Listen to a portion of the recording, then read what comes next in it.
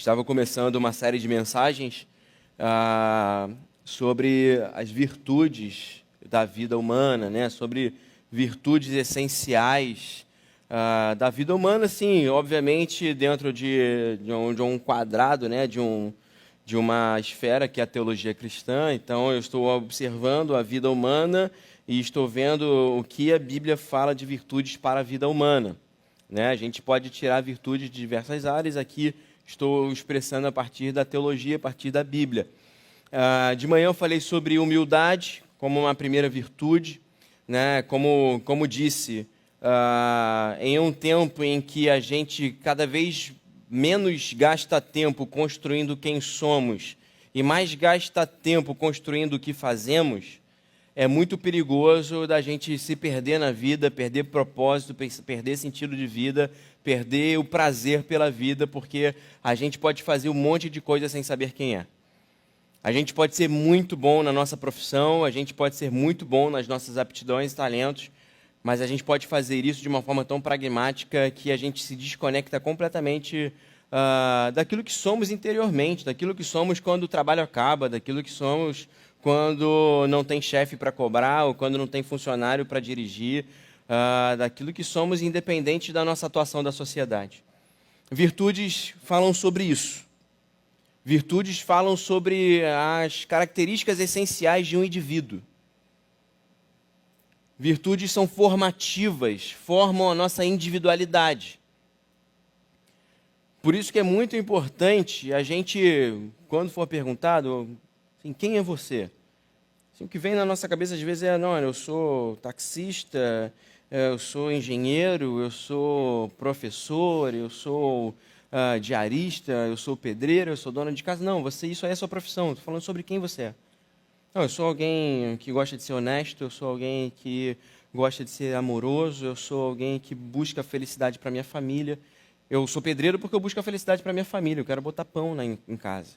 Eu estou trabalhando um pouco mais, fazendo Uber, porque eu quero continuar pagando a escola do meu filho, porque eu sou uma pessoa que ama meu filho. É isso que você é. As ocupações sociais, elas são parte de nós, obviamente, elas são formativas também, mas elas são num segundo plano, aquilo que fazemos. O que o Evangelho trabalha principalmente é o que somos. Eu falei pela manhã, falei ontem, acho que vou falar todo o culto para abrir. Atos 1:8, vocês receberão poder para serem.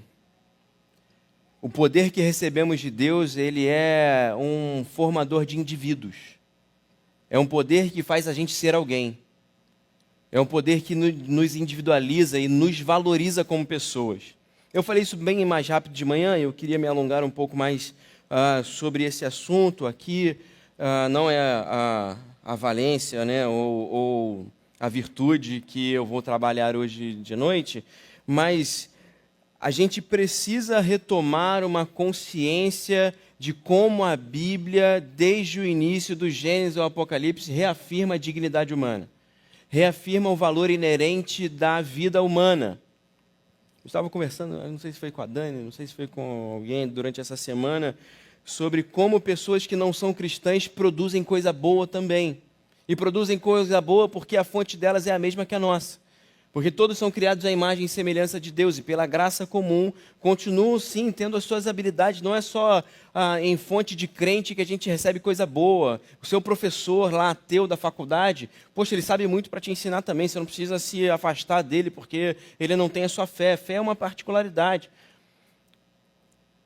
Reafirmar isso e falar para as pessoas, olha, você não tem a mesma fé que eu, mas você pode me abençoar e eu também quero te abençoar, é reafirmar aquilo que a Bíblia afirma, que todas as pessoas são dignas. Valorizar a vida, valorizar as pessoas, valorizar a vizinhança, valorizar o nosso bairro, valorizar a vida.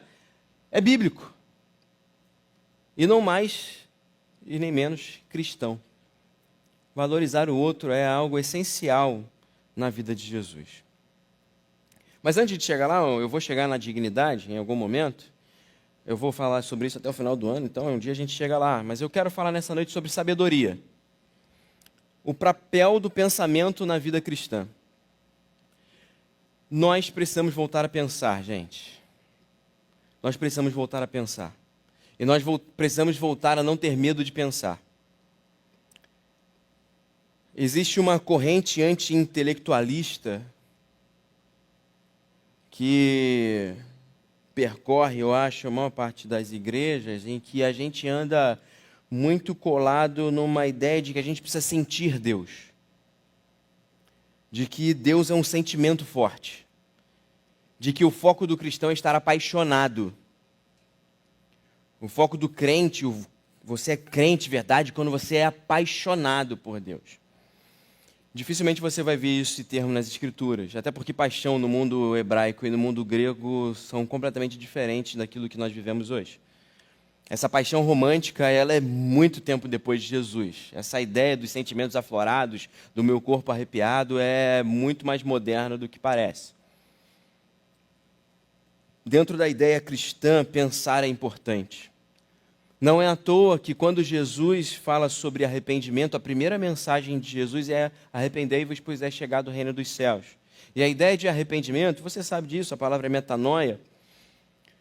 E a ideia de metanoia para o grego, se não me engano o pastor Novaes falou isso recentemente também, a ideia de metanoia no grego é uma reflexão pausada, uma reflexão calma. Então o que Jesus está falando para a gente é, quando você se arrepende, ou arrependimento é você refletir pausadamente sobre aquilo que você está fazendo, porque você sabe que existe agora uma nova realidade, que o reino dos céus chegou. Então eu paro para pensar no que eu estou fazendo e olho para o reino dos céus e vejo se isso está coerente com o reino dos céus. E se eu vejo que aquilo que eu faço não tem coerência sobre esse novo reinado, porque não faz sentido saber que existe um rei e saber que existe um governante maior que todos, e que esse governante me ama, e fazer coisas contrárias a ele.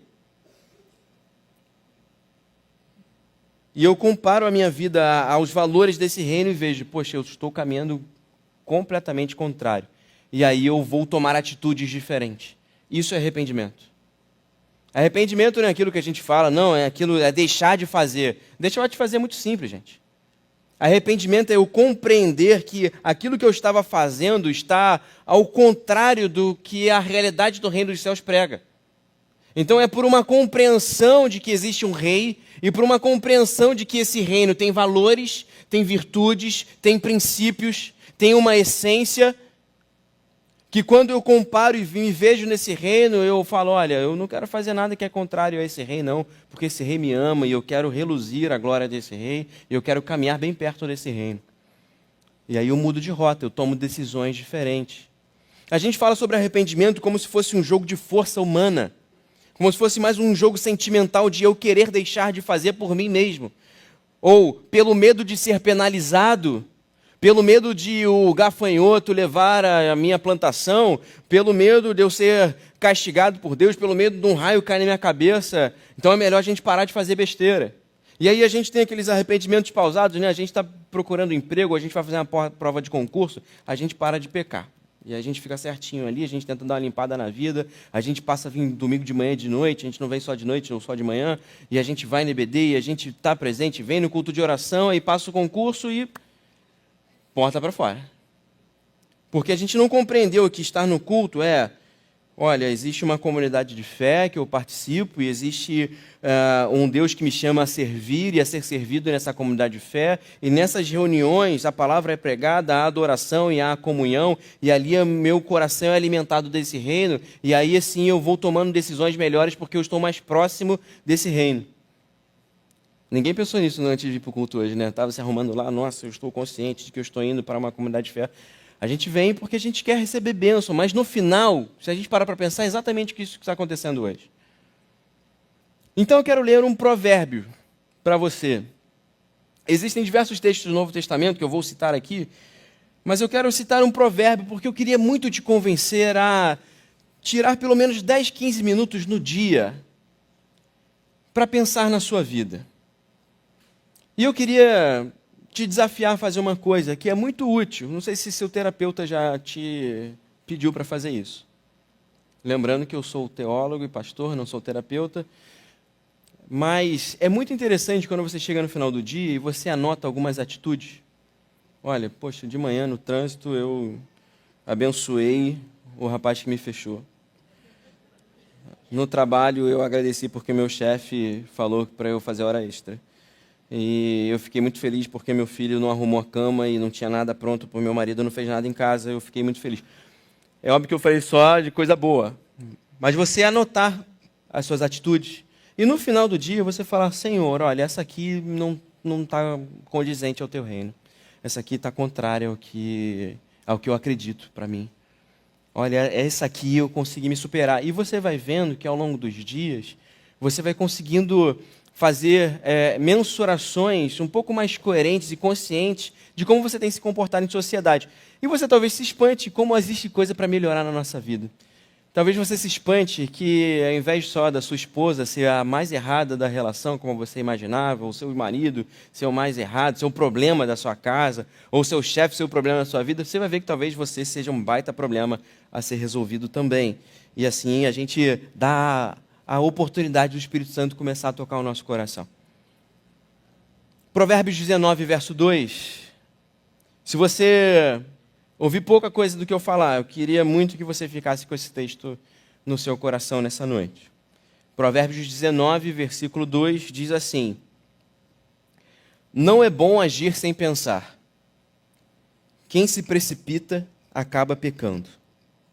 Não é bom agir sem pensar. Quem se precipita acaba pecando. Que Deus fale ao nosso coração poderosamente nessa noite. Bom, contextualizando um pouquinho, o livro de Provérbios aqui é um dos textos de sabedoria hebraica. É um compêndio de diversos autores. Aqui a gente sabe que a maior parte deles é dada a intitulação para Salomão, mas não se sabe exatamente, isso é uma discussão mais técnica, se foi exatamente Salomão que escreveu todos os provérbios ou alguns dos seus auxiliares reuniram ali peças da sua sabedoria, do seu convívio diário e deixaram ali alguns registros daquilo que Salomão falava enquanto estava ali reinando em Israel. Mas o fato é que esse é um texto de sabedoria. E o que é um texto de sabedoria? Eu tenho falado isso sempre que prego em Salmos, Provérbios, Jó e esses correlatos, que são textos poéticos ou de sabedoria. Sabedoria é um homem ou uma mulher, principalmente no mundo patriarcal aqui, um homem, que observa as pessoas e observa a vida humana. Ele é um espectador dos acontecimentos e ele se propõe a chegar a conclusões daquilo que observa. E o que Salomão está observando é, olha, toda vez que alguém age impulsivamente, sentimentalmente, emocionalmente, não é legal. A coisa sai do controle, ela não sabe o que está fazendo. Ela corre o risco de ser incoerente com aquilo que crê e pensa. Ela corre o risco de tomar uma decisão impulsiva, momentânea, que não corresponde exatamente àquilo que ela é. E ela trai a si mesmo, e às vezes ela trai toda uma vida de pregação. É interessante que se for Salomão mesmo que escreveu, ele traiu bastante o que ele cria, né, desde o início. Mas essa conversa é para depois. Mas quantas vezes você não tomou uma decisão impulsiva que era totalmente contrária àquilo que você pensa sobre a vida? Você pensa o seguinte, nós estamos aqui num contexto de igreja. Você é alguém que valoriza, por exemplo, a família. Quantas vezes a sua fala para a sua esposa contraria completamente o seu conhecimento e o seu princípio de valorização à família? Quantas vezes quando você amaldiçoa o seu filho, quando você age impulsivamente em casa, quando você faz alguma coisa, fala alguma coisa que é contrária à sua casa, você não está negando aquilo que você crê mais piamente, que a família é uma bênção de Deus? É isso que Salomão está falando. Sempre que você age impulsivamente, você corre o risco de distrair. É por isso que ele está dizendo, não é bom agir sem pensar. Quem age impulsivamente, quem se precipita, acaba pecando. Acaba destruindo os alicerces ao qual queria construir a vida. Então, a partir dessa ideia de que eu devo pensar as minhas ações, e é interessante a gente entender aqui que essa ideia de não ser anti-intelectual não é uma ideia de virar todo mundo fariseu, conhecedor de texto bíblico. Porque a ideia de pensar na Bíblia ela está sempre vinculada à aplicação em uma atitude prática.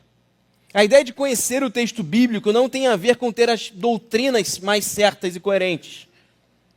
Ou não tem a ver só com isso. Porque tem gente que fica em paz em saber as doutrinas e debater as doutrinas e falar sobre predestinação e escatologia e ter as melhores definições e nomear todo mundo como herege. Mas quando a gente vai ver no cara crachá da vida, não tem nada a ver com Cristo.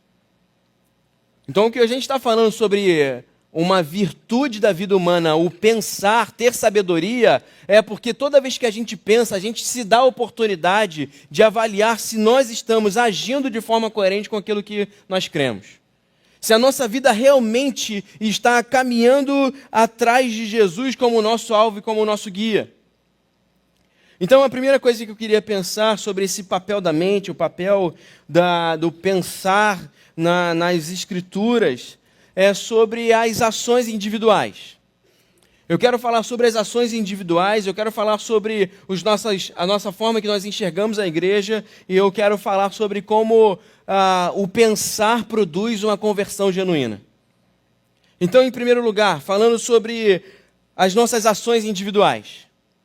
Você certamente hoje pode estar sentindo algo que trai completamente aquilo que você crê. Eu tenho certeza que nenhum ser humano nessa terra acha certo trair uma esposa. Eu tenho certeza que nenhum ser humano nessa terra acha certo trair um marido. Mas é bem verdade que pode existir aqui, não nessa igreja, mas em outras, pessoas que estão pensando em trair seu cônjuge. Porque aquilo que sentimos nem sempre compactua, se adequa àquilo que cremos. Por isso o grande desafio para mim da nossa vida é sermos como José, ou sermos como Paulo. Alguém que é capaz de, em situações de prazer ou em situações de dor, decidir por aquilo que sabem de si e sabem de Deus. Porque José na frente da mulher de Potifar, as crianças estão lá dentro, José poderia querer ter aquela relação sexual. José, humanamente, poderia sentir atração pela mulher de Potifar, mas o que fica explícito no texto bíblico, sem fazer alegorias, é que José tem a consciência de um homem fiel a Deus. E ele, se conhecendo e conhecendo o seu Deus, decide zarpar para que não pecasse. A grande diferença de José é não agir pelo que sentia, mas é agir pelo que pensava e como pensava, sendo fiel a si e sendo fiel a Deus. Esse é o papel do pensamento nas nossas ações. Ou ser como Paulo. Alguém que não estava vivendo situações de prazer, mas alguém que vivia naufrágio toda vez que pegava barco. E alguém que era apedrejado ou açoitado toda vez que entrava em cidades para pregar o evangelho. Alguém que sofria prisões, mas continuava dizendo que não pararia de pregar o evangelho. Alguém que, apesar da sua dor e de ter a sua vida como temerária, não diminuía o seu chamado, não negociava a sua essência. Independente do que sentia, porque Paulo não estava tomando anestésico espiritual, Paulo estava sofrendo dores. Independente do que sentia, ele sabia quem era e sabia quem era o seu Deus. Jesus, quando vai nos falar sobre pecado e sobre como a lei se aplica ao pecado, principalmente ali no Decálogo, quando ele reinterpreta a lei de Moisés, Jesus fala sobre isso. Jesus fala exatamente sobre aquilo que sentimos. Olha, ouviram o que foi dito? Não adulterarás. Mas a questão do pecado é um enraizamento naquilo que desejamos. O pecado está enraizado em algo que é subjetivo nosso. Não é só uma questão de adulterar. Todo aquele que olhar para uma mulher com desejo no seu coração já adulterou com ela.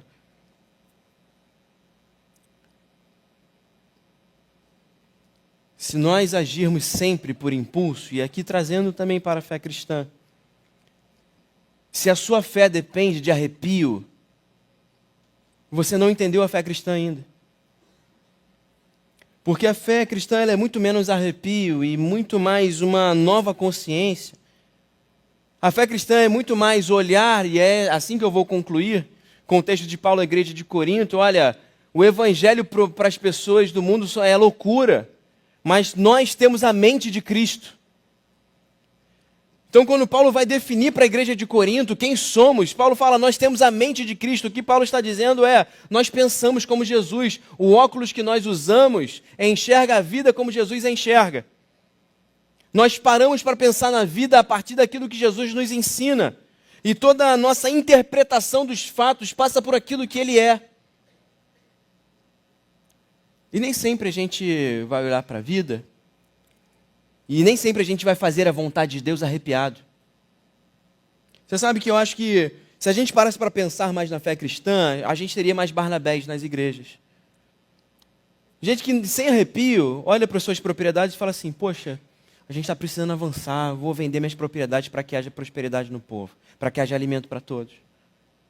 Nós teremos um efeito espiritual, nós teremos vida espiritual. Nós teremos gente como Paulo, que está numa reunião de oração na sua recente igreja, depois de ficar algum tempo escanteado pelos líderes da igreja de Jerusalém, e Deus o chama para pregar o evangelho, e ele vai. Há quanto tempo nós não temos jovens que querem ir para o seminário sem ficar contabilizando a carreira profissional? Mas não, é o meu chamado, é quem eu sou, eu vou. Eu parei para pensar, isso é o que eu sou, eu não vou ficar contabilizando se eu vou ter dinheiro ou não, é o que eu sou. Quanto tempo nós não vemos missionários surgindo no meio da igreja, porque não ficam somente teorizando e emocionados com aquilo que a igreja faz, fazendo movimentos curtos, dependentes de outros líderes, mas sentem no coração e repensam toda a sua vida a partir da fé cristã. Precisamos parar para pensar. Porque ou temos a mente de Cristo, ou ainda não entendemos o Evangelho. Ou passamos a olhar as pessoas a partir dessa visão de Jesus, ou olhamos os leprosos como pessoas a serem amadas, ou continuamos a olhar os leprosos como gente a ser evitada. Ou olhamos as prostitutas como gente a ser amada, porque, para mim, na Bíblia está escrito que Jesus amou as prostitutas. Ou eu olho para uma pessoa em fragilidade e vejo que ela é um alvo do meu amor, ou eu continuo olhando para essas pessoas como pessoas a serem evitadas no meio da igreja. Somente a partir de um pensamento cristão e a gente querer aplicar o texto bíblico de forma verdadeira, a gente tem conversão genuína, a gente tem mudança de mente, gente. Isso não causa arrepio, isso não causa emoção, isso não me faz me apaixonar por Jesus de forma sentimental, mas isso me faz conhecer uma graça e um amor que são insubstituíveis na vida. Isso me dá profundidade de decisão, isso vai me dando bagagem para viver. As nossas ações individuais, elas só são transformadas quando nós paramos para pensar. Não necessariamente somos afetados sentimentalmente e emocionalmente num culto. Nessa noite, talvez, você saia daqui quase, poxa, podia ter tido uma musiquinha no fundo da pregação, para pelo menos tentar impactar. Mas não é sobre isso, é sobre como Deus está deixando claro para você aquilo que Ele quer fazer através da sua vida e na sua vida. Pensar tem a ver com as nossas decisões individuais, mas pensar também tem a ver na forma que nós construímos a nossa espiritualidade comunitária. Paulo diz lá em 1 Coríntios capítulo 14, verso 15, que farei eu, então? Vou orar com o Espírito, mas também vou orar com a mente. Vou cantar com o Espírito, mas também vou cantar com a mente. Paulo está chamando aquela igreja, mais uma vez usando Corinto, como usei de manhã, como um exemplo. Olha, é muito importante que haja um culto de entrega integral. Precisamos estar integrais aqui. Integral significa que as minhas emoções também estão aqui. Há espaço no culto para chorar, há espaço no culto para rir, há espaço no culto para abraçar, há espaço no culto para sentir. Não estou aqui também deixando a gente parcial, é só a mente que funciona no Evangelho, não. Paulo está dizendo, eu preciso orar fervorosamente, eu preciso me abrir, me expressar verdadeiramente. É até algo que às vezes me impacta, porque a gente está cantando, Senhor, eu te amo. E a gente fala, Senhor, eu te amo. Você imagina seu marido querer te conquistar assim, te amo aí. Eu te amo aí, valeu? Precisa ter verdade na nossa expressão.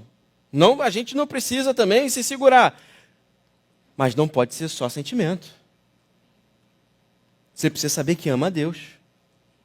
E para saber que ama a Deus, você precisa saber quem Ele é.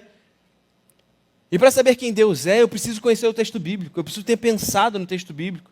Eu preciso saber das características de Deus. Eu preciso ver as ações de Deus.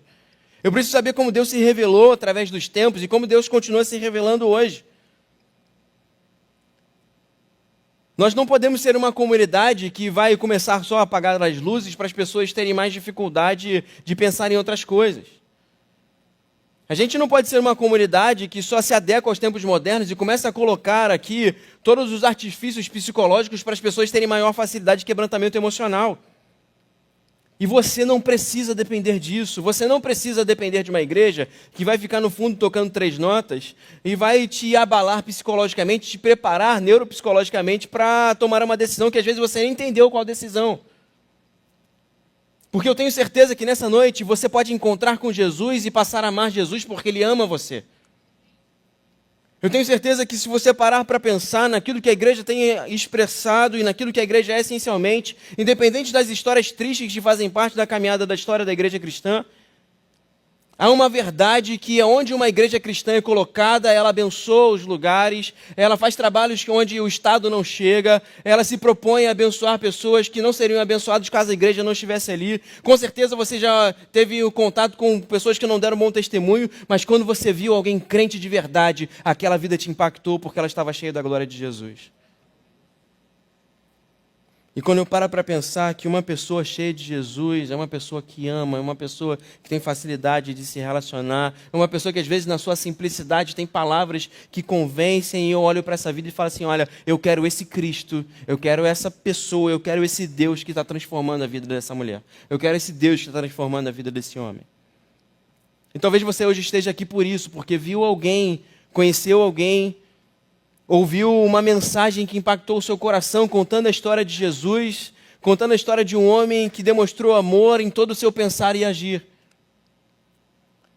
E o que nós queremos essa noite é que, conhecendo Jesus, ou tendo essa fagulha do amor de Jesus no coração, e tendo Ele falando com você agora, porque Ele é presente nesse lugar pela fé, você possa dizer, olha, eu quero abrir o meu coração para conhecer esse Jesus e conhecer esse caminho diferente ao qual eu estava trilhando. Porque é isso que a igreja está fazendo. Pensar a minha espiritualidade a partir da fé cristã não é só esperar que todo culto eu seja consolado emocionalmente, mas é esperar que cada vez que a Bíblia é aberta eu aprenda algo novo sobre mim e sobre Deus. Porque a grande verdade é que, e aí, falando novamente de manhã, talvez algo que eu vou falar toda vez.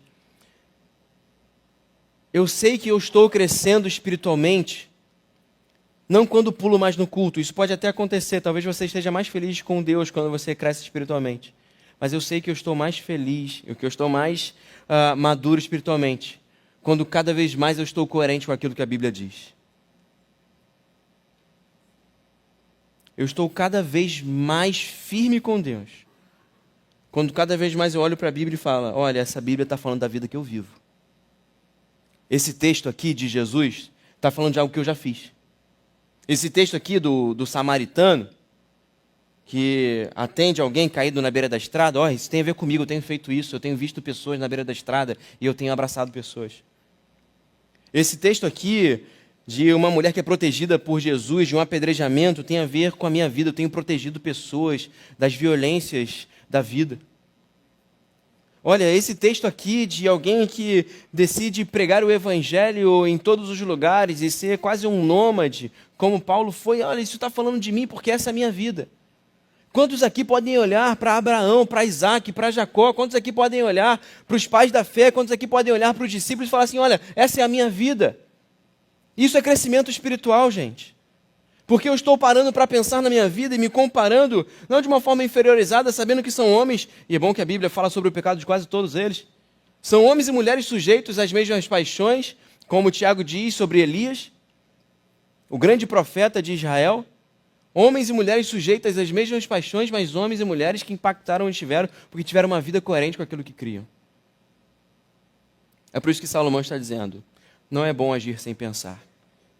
Não é bom ser um crente que não pensa, porque vive uma vida espiritual esperando que a igreja faça algo por ela, que na verdade precisa ser feita na sua relação com Deus. E é por isso que pula de igreja em igreja e vai procurando milagre em milagre, em guru, e vai dependendo dos outros, e vai se decepcionando e vai se entristecendo. Ao invés de entender que, olha, Deus é sobre você, querido. Deus é sobre você, querido. O convite é para que você feche a porta do seu quarto e o conheça. O convite é para que você leia a palavra de Deus e faça dele um íntimo seu. O convite é que você não veja ele como um servo que não conhece aquilo que ele quer fazer, mas como um amigo. Assim como Jesus nos define ali em João capítulo 15, olha, não vos chamo mais servos, porque um servo não sabe aquilo que o seu Senhor quer, eu vos chamo de amigo. Vocês são meus amigos porque sabem o que eu quero. Vocês conhecem a mim. Vocês têm essa intimidade comigo. Vocês pararam para pensar e param para pensar sobre a minha vida. Por fim, pensar na vida cristã, pensar na vida, é essencial para que haja uma conversão genuína. O convite de Jesus, e aí voltando no texto que iniciei, o convite de Jesus é de arrependimento, sim. E o convite de Jesus é extremamente radical. Primeiro porque é pensar que nós vivemos sobre um outro reino que não o dele. Então eu já primeiro preciso parar para pensar, olha, eu não sabia que existe um outro reino. Eu não sabia primeiro que eu não reino, mas que eu estou sendo pensado. Porque essa é a grande verdade, querido. Se você não está pensando na sua vida, alguém está pensando na sua vida por você. Não acredite de forma nenhuma que, não é que eu não gosto muito de parar para pensar, acho meio chato, e eu estou fazendo as coisas que eu gosto. Não, você não está fazendo. Você está replicando algo que alguém está te impondo. Vou fazer só um parênteses aqui sobre redes sociais, rapidinho. Prometi para mim que não ia fazer, mas eu me engano. Queridos, mais de 4 horas em rede social faz você parar de pensar. Eu estou botando 4 horas porque eu não quero errar, porque eu sei que é menos. Mas mais de 4 horas de rede social faz você parar de pensar. Sabe por quê? Rede social você vai clicando nas coisas. E o algoritmo, que é ali uma mente que está por trás da rede social, está entendendo o que você gosta. Está entendendo o que te atrai. Está entendendo o que faz você parar para assistir. E cada vez mais vai te impulsionar para pensar só nisso. Para receber só isso. E se você não vê o contraditório, na vida, gente, a gente precisa ver sempre o que eu já penso e o contraditório. Eu preciso comparar para ver se eu continuo pensando assim ou para ver se existe mais coisa para ser pensada na vida. E o que a rede social quer fazer com você é que você para de pensar. Que você receba um monte de fake news, que você receba um monte de impulsos de consumo, e que você achando que está consumindo, recebendo um pouquinho de prazer, ou jogando, recebendo um pouquinho de prazer, a vida está acontecendo legal. Você já parou para pensar que é o seguinte, por exemplo, eu sei que, eu estou vendo aqui, pelo menos está escuro, eu não estou vendo ninguém no celular, quando está claro eu vejo mais. Porque eu vejo, tá? Quando está no celular. Mas quando alguém começa a falar algo que é difícil da gente ruminar, que é difícil da gente, a gente para entender tem que parar para pensar, a nossa tendência hoje é pegar o celular. A minha mente precisa descansar, gente, que esse cara está indo fundo demais. Não tô entendendo, vou segurar aqui, depois eu vejo em casa. Que a gente está ficando com preguiça de pensar. E o celular vira um alívio. Como é o cigarro, é porque a gente ainda não chegou na fase de condenar o celular, mas é o cigarro. Preciso fumar, meu chefe me deu uma bronca aqui, eu preciso fumar. É um cigarro, é um vício igual. É um alívio, gente. Sempre que você começar a parar para pensar na vida, você pensa assim, vai vir, é melhor quiser começa a estudar, está estudando para o concurso. Começa meia hora de estudo. Não começou nem a abrir o livro ainda. Não saiu da primeira página, está difícil de entender aquela equação. Vai vir o desejo de pegar o celular, por quê? Porque a sua mente quer alívio. Você está tendo uma conversa difícil em casa com a sua esposa, com o seu marido, com o seu filho. Ele quer ir para o celular e você também. Porque vocês dois não querem suportar a tensão de terem que pensar nos argumentos um do outro. E assim nós estamos vivendo uma sociedade que não pensa mais.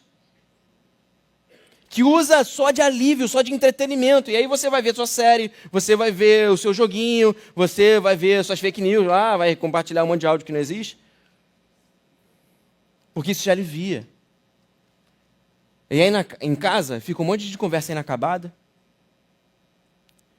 Na faculdade fica um monte de trabalho que vai ser entregue na madrugada.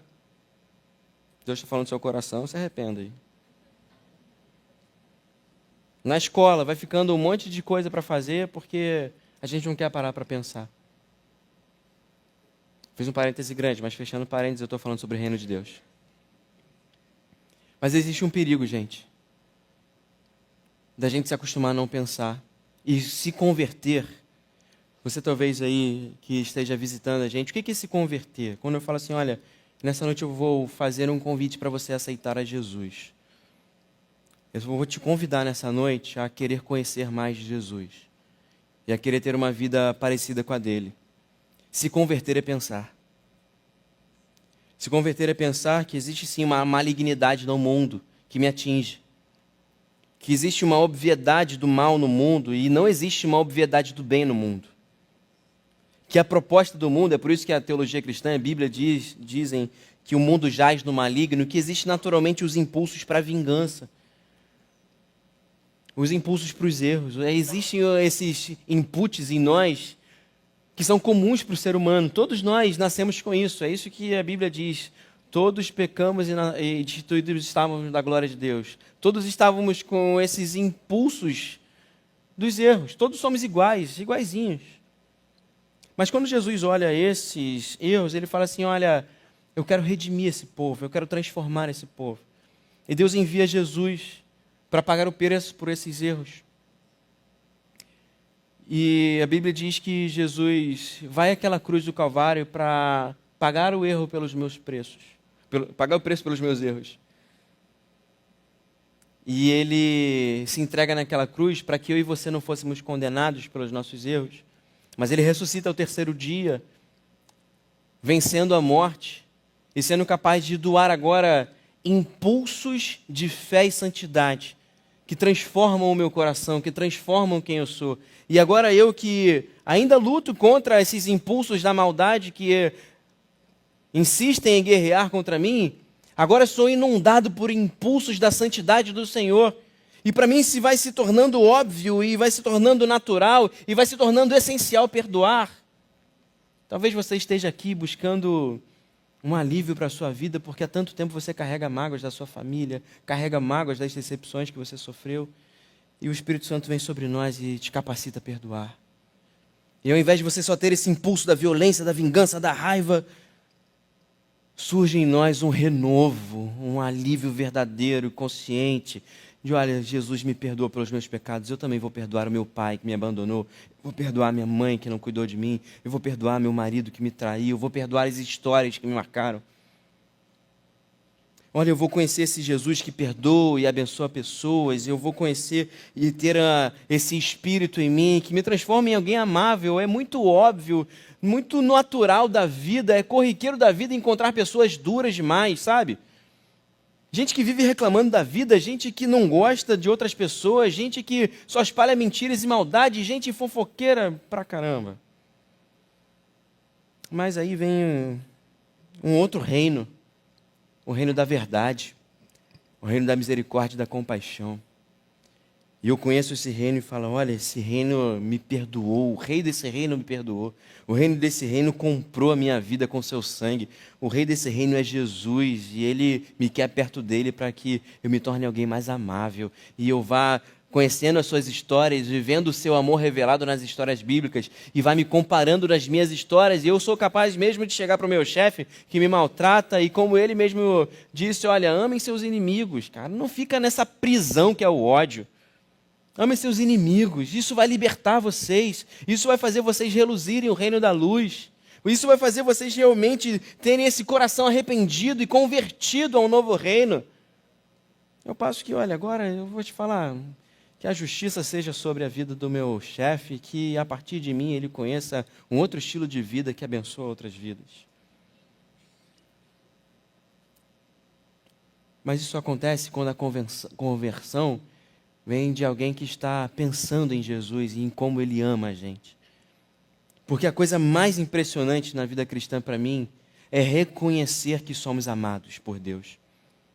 Eu só tenho coragem realmente para mergulhar na fé quando eu conheço esse amor que foi capaz de se entregar por mim. E quando eu sei que esse amor é verdadeiro, porque ele é expresso nas páginas da Bíblia e nas páginas das pessoas que estão ao meu redor. O amor de Deus vai se tornando concreto e verdadeiro para mim, porque eu o vejo nas atitudes das pessoas. eu vejo aqui e agora, eu vejo nesse lugar, eu sinto o amor de Deus, mas eu estou conhecendo o amor de Deus para mim, e conhecendo esse amor de Deus, eu quero ser o amor dele para outras pessoas. Esse é o convite que eu quero fazer para você nessa noite. Você está aqui nessa noite sendo convidado a pensar nisso, a pensar na sua vida, a pensar nesses impulsos, a pensar nas suas ações, e você tem a oportunidade hoje de saber que existe um outro reino, e existe um rei que é Jesus. Um rei que em toda a sua história encarnada demonstrou um amor verdadeiro, coerente e maravilhoso por todos aqueles que alcançou. Um rei que apresentou um modo de vida que, se apropriado por nós, com certeza muda os lugares onde nós estamos, muda completamente as nossas expectativas de vida, vai retirando um pouco essa sensação de frustração, porque a gente não ganha igual o Neymar, mas a gente vai vendo que ganhar igual o Neymar é muito pouco se comparado a ser feliz de verdade. Vai vendo que as coisas mais superficiais desse mundo se compram com dinheiro, mas as coisas mais valorosas e profundas da vida se conquistam lá no coração, e num coração que é comprado por Jesus.